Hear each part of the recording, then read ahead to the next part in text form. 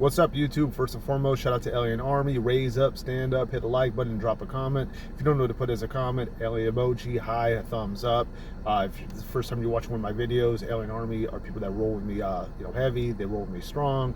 It's really easy to become an Alien Army member. All you gotta do is subscribe and always drop a comment and always hit a like. Real quick, this is my little spiel before I jump into my video. There's a lot of channels out there that don't even respond to comments and stuff like that. I actually do respond to 99.9% of my comments. I'm a small channel, so by hitting the like button and dropping a comment, one, you're actually going to get a response if it's a question or anything like that, and the support really, I really do appreciate it. I'm not some big channel who never even sees things and don't respond. I understand that I watch YouTube all the time. When I'm watching YouTube, if it's a big channel, I'll hit a like button if I like the content, so that I can can continue getting recommended, and that's my way of supporting it. But I know better than to ask a question when the channel's got a bunch of stuff for the person's known to not answer. I like the smaller stuff, so that's what you get when you rock with me, man. But that's my little spiel. I'm gonna jump straight into this video. Homeless millionaire ideas, and this is no clickbait. This is some real stuff. If you don't know, I am homeless. I have other videos on here. If this is the first time watching my channel, if you like this content, check my other stuff, full stories of how and why I became homeless and things like that, and basically documenting my journey and stuff like that, right? Excuse me. So the first millionaire idea that I had is something that I've had for a very long time. So I'm going to jump into this video, but I'm going to give you a little bit of a backstory, okay? So I've mentioned it before, so even people that rock with me heavy and stuff like that, at one point I was really good with computers. I probably still am. I mean, more than it's like riding a bicycle. And what I mean by being good with computers, I learned to program different programming languages a little before the age of 12, right? And was very fluent in them. I'll talk about that right now. Visual Basic 3.0 to 6.0 Enterprise, PHP, MySQL, back then HTML as well, which is hypertext markup language. I think they use HTML5 right now. What I'm really heavy and what I'm really strong with is Python. A lot of this stuff is universal, so like if you're good with Python, then learning Java isn't that hard as well. And at the age of 12, I used to program a lot of stuff. And I'm gonna give you a backstory into this stuff, so I hope you guys stay with me. This might be a little bit long video, but hopefully, a lot of people, I get comments saying that they like the long videos, so rock with me on it. I first started off with QBasic, so it was MS-DOS. I had it was Windows 3.1. My computer was a 486. I was a little before 12 years old, and so it was a 486 computer. You can look that up. I believe they don't even work anymore because they're so old. But the operating system was Microsoft Windows 3.1, and actually had a MS-DOS program called QBasic. Well, they had a computer program called MS-DOS, and you could use that to look up other stuff, right? So the first programming language I learned was a program called QBasic, and it did a lot of different loops and stuff like that. Like you could make little number games and stuff like that, right? So I messed around with that, and then AOL 2.5 and AOL 3.0. So this is all dial-up. They didn't have high speed, or at least I didn't. I don't think to me, high speed didn't become readily available till like 2006. You know what I mean? I mean, you had DSL a couple of years before that, but DSL still wasn't, at least in my area, wasn't very good. So I did a lot of computer programming. What got me into it was, I had moved from one location to another. It was a little bit better neighborhood. However, on the weekends and during the week, I was still going to the hood because that's where I grew up at. Grew up in a very bad area. I got videos on there talking about that. But moved into this place. It was summertime. I went swimming all day. I lived across the street from the park. Meeting people and trying to become friends, and going to my old neighborhood all the time. The old neighborhood wasn't that far away, so when I wasn't doing that, I'd come in at nighttime. The water's cold and everything else. I'd go play on the computer, and I'm self-taught on like 90% of the stuff that I know.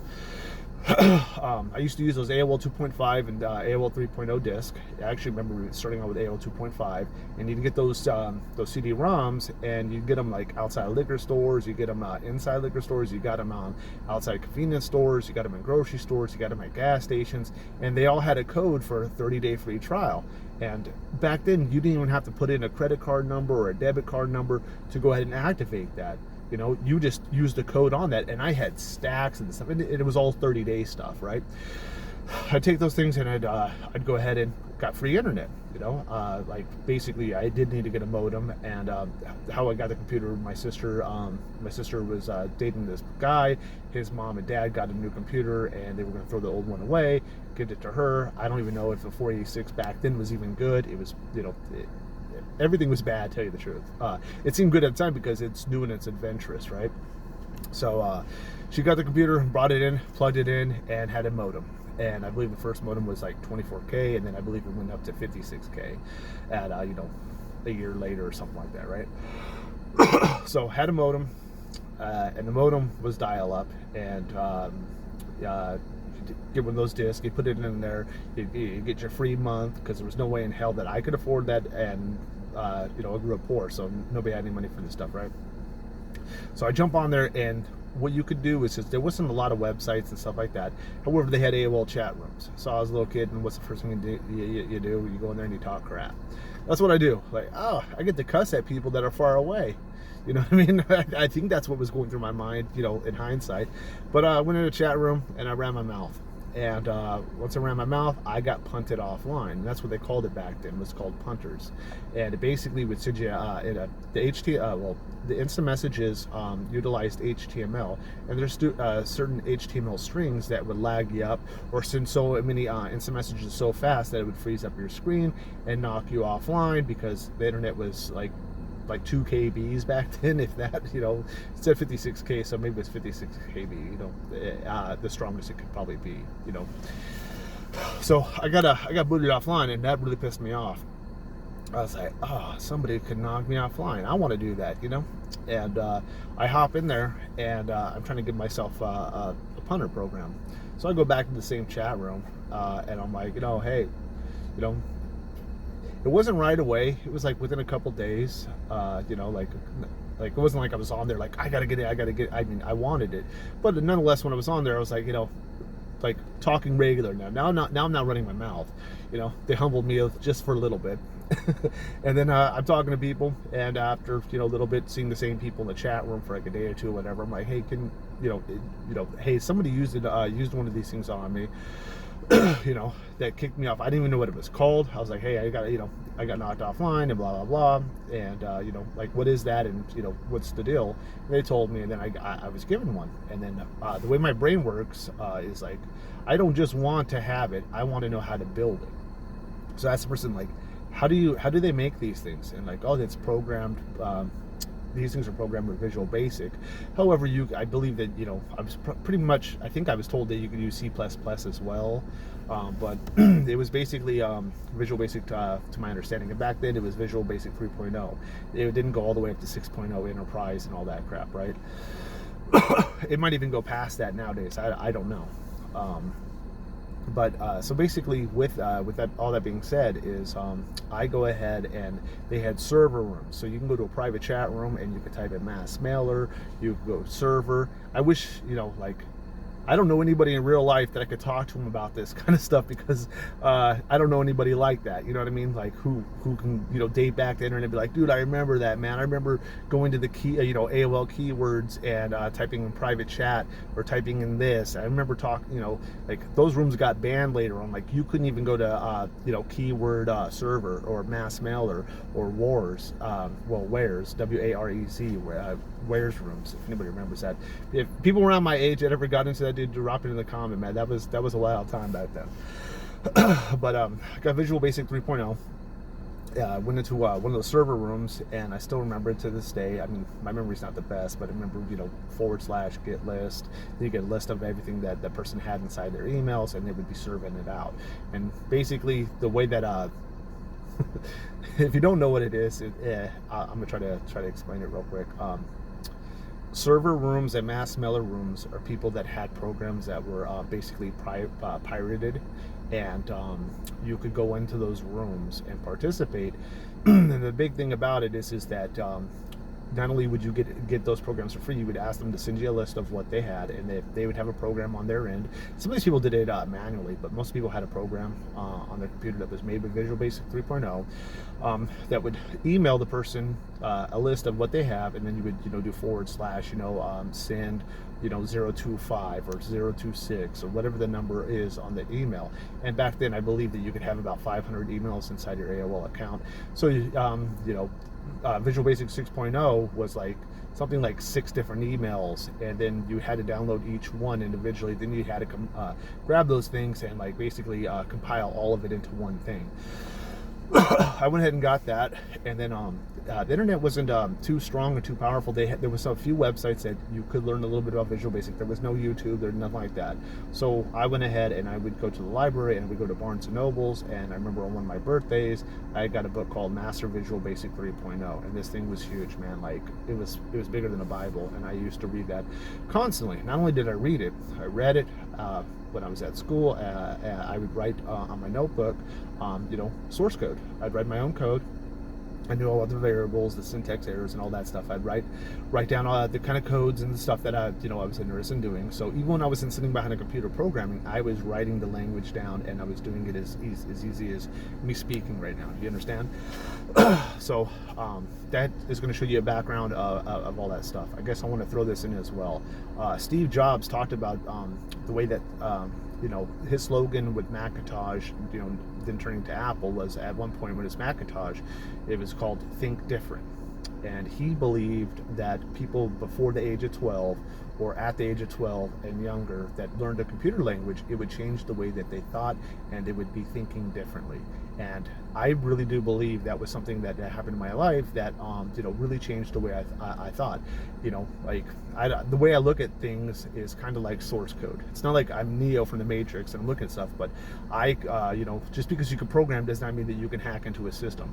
It has nothing to do with that. You have to spot those kind of stuff, but it would open up stuff. And it's not just, you don't learn this stuff to go ahead and hack and enter a system or anything like that. That's if you want to be malicious. It's if you're a white hat and somebody who doesn't want to mess with that, do that stuff. You still want to know about those things to better protect yourself, things like that. But for the most part, I went ahead and man, I've lost my point when I was talking about black hat and white hat. Basically, it's identifying exploits. So just because that's the point I want to get to. So let's say that you're really good at programming, but do you know anything about finding an exploit? The program is only going to do something that you can do manually most of the damn time. So if you manually know how to do something, you don't need a program to do it. In fact, programs just make things easier. Or you could use make a program to brute force into something.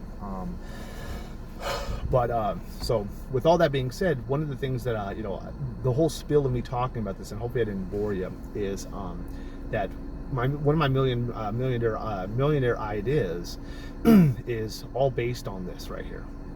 Is that back then, dial-up was it ran on the 2.4, right?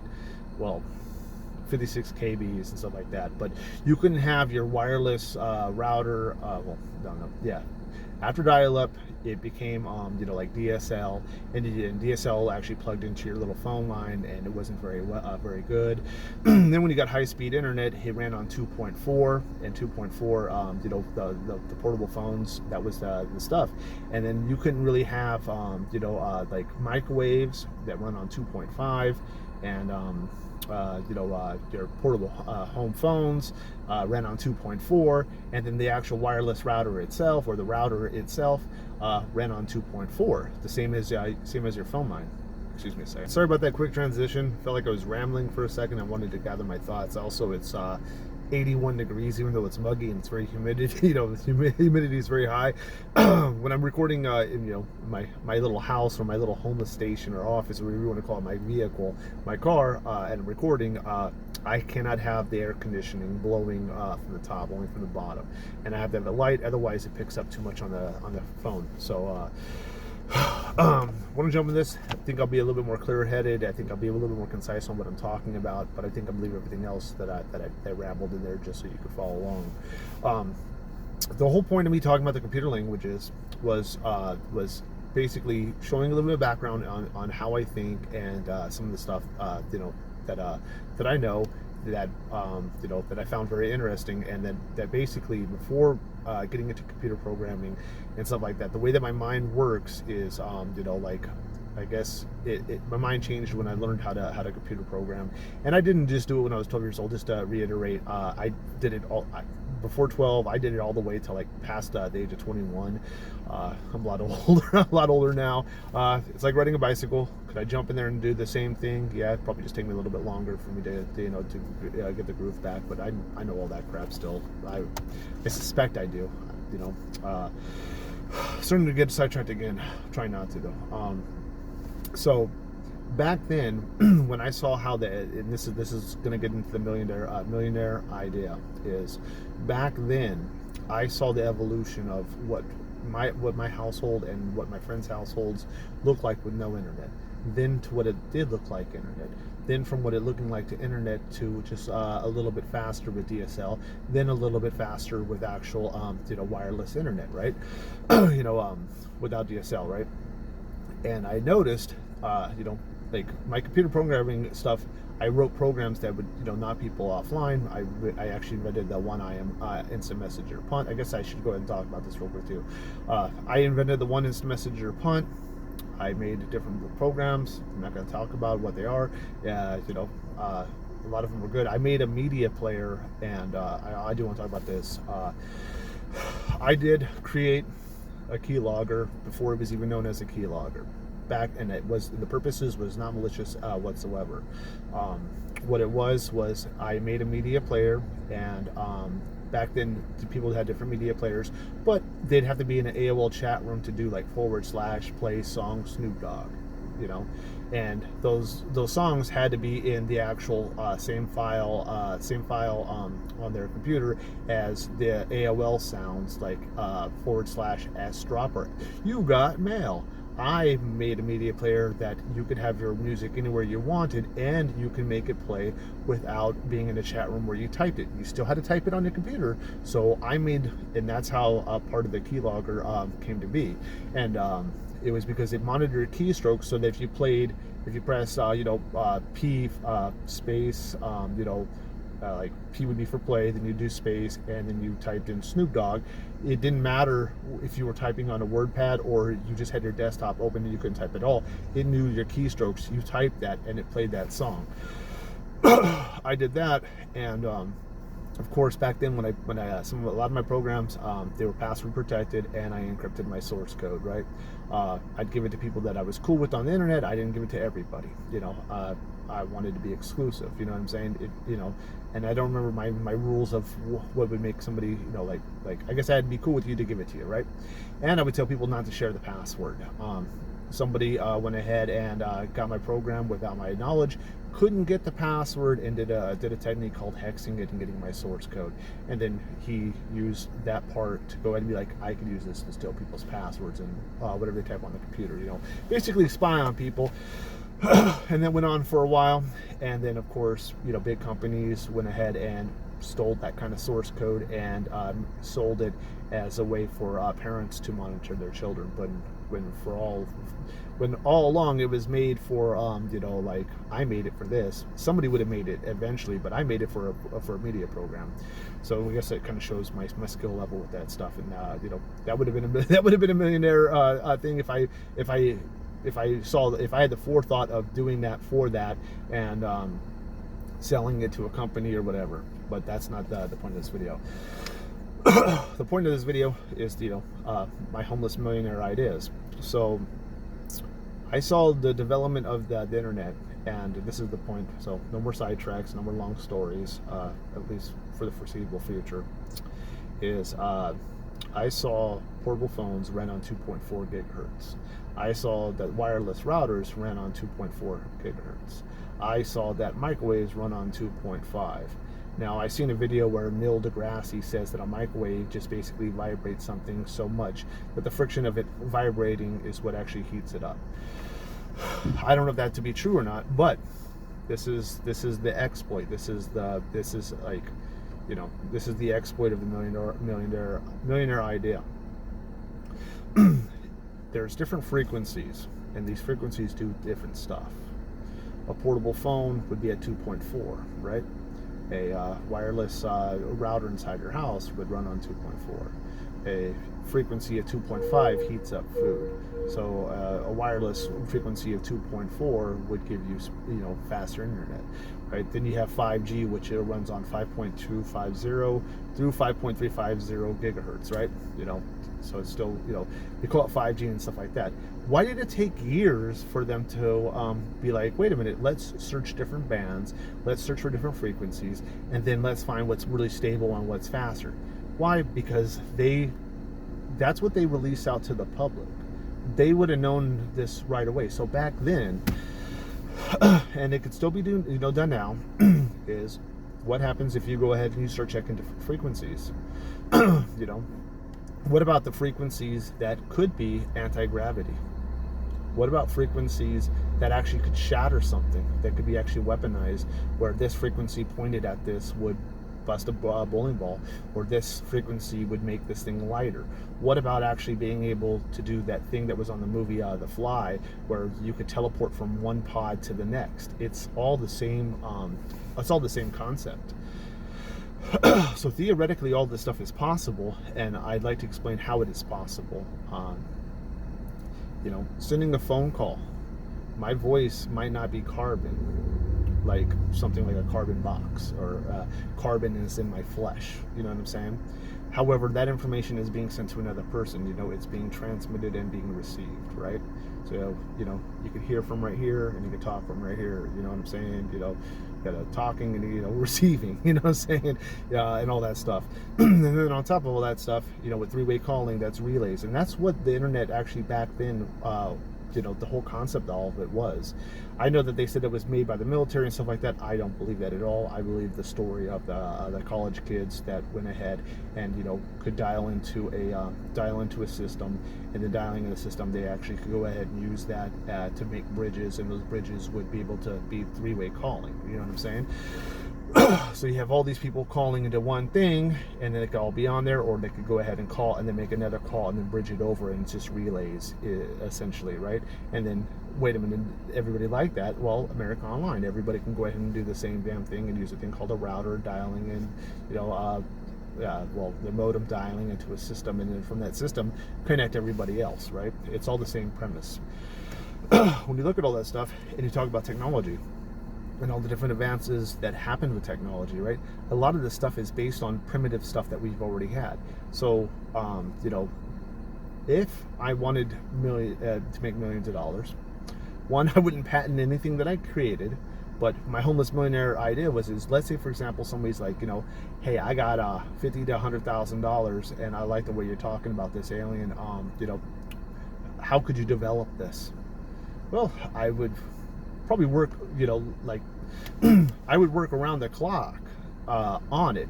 But what would cost the most is that I wouldn't, I need to not be able to work the job that I have. And that's why technology, for the most part, with inventors, you have to have a support system. Like, why you're searching for these different bands and these frequencies. And then, with that being said, utilizing what you have now, like, let's say, for example, I have a wireless adapter that connects to wireless internet, right? So I got the hardware for that. What if that thing could only search certain frequencies? What if I need to go ahead and make a program for that to find different bands and different frequencies, and run tests, research and development? What if I need to go ahead and develop my own wireless card, and then so that it's not limited? Well, you know what I'm saying? This technology that I'm talking about has a big array, right? Tesla talked about the different frequencies, the way the electricity works and all that kind of stuff, right? I believe that there's a lot to this, and why did it take years for them to go ahead and develop 2.4 to 5G when that's just a few bands up higher? I believe that by just even searching these bands, that there's going to be people that I've already, people that, I believe that there's information on these other bands and stuff, and I believe that other people are communicating on them, and maybe they're not human, maybe they're somebody else. But I believe that by searching that stuff, so what's the millionaire idea, Alien, what are you talking about here? What if I go ahead and, the most primitive way for it to be a millionaire idea is, let's say I develop something like 7G. What if I develop something that does 7G and then also it's anti-gravity? What if I come across something that's anti-gravity? What if I, by doing this, I actually find a frequency that actually, can move objects remotely? What if I find a band that, with this, it can actually be weaponized, and forget, not even just weaponized, like shooting something. What if I, with this band, I could put a band around something that cannot be penetrated by anything, like a really good shield? All those things are possible. Then on top of all that, being able to actually have a teleporting system along the same line. So there's a lot of things that could be developed from actually doing research on that, and then just seeing what you come up with. You know what I'm saying? So in my opinion, that's a millionaire idea. I'm gonna give you a second millionaire idea.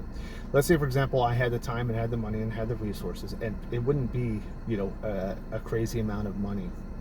The hardest thing, in my opinion, is having like-minded people that actually want to learn this stuff.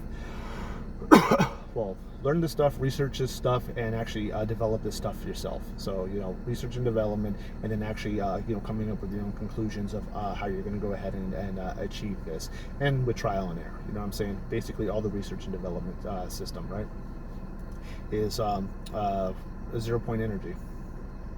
Now, would I go to the old patents and try to copy those patents and stuff?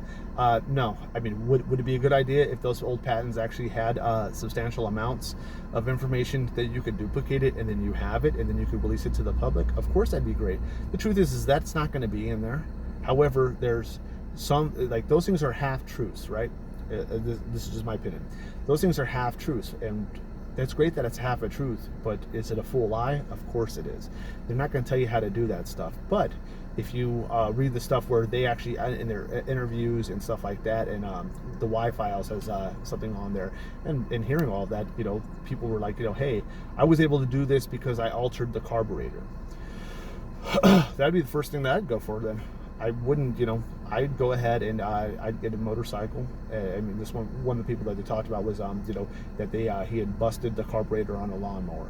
I wouldn't jump into a lawnmower and try to go ahead and do the 0-point energy thing. And let's say, for example, if it was real technical, let's say it wasn't 0-point energy, but there was people that on the Y-Files and all over the world have all over the world there's been cases like this, and it's all been suppressed. You don't patent it.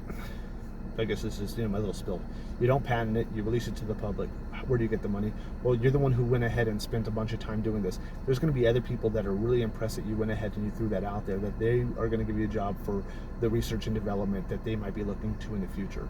Or you could go ahead and get it and then give it to the privatized companies.